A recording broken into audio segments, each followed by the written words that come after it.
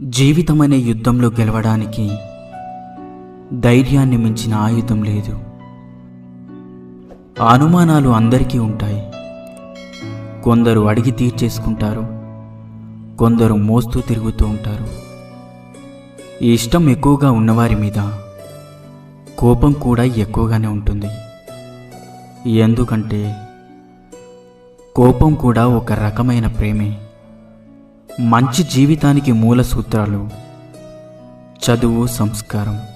చదువు ఎప్పుడూ తలదించనివ్వదు, సంస్కారం ఎప్పుడూ పడిపోనివ్వదు. శ్వాస ఉన్నంత వరకు మనిషికి ఏదో ఒక సమస్య ఉంటూనే ఉంటుంది. ఏ సమస్య లేనప్పుడే సంతోషంగా ఉంటాను అనుకుంటే మనం సంతోషంగా ఉండేది ఒక్క సమాధిలోనే. రేపు అనే రాత ఏంటో తెలియనప్పుడు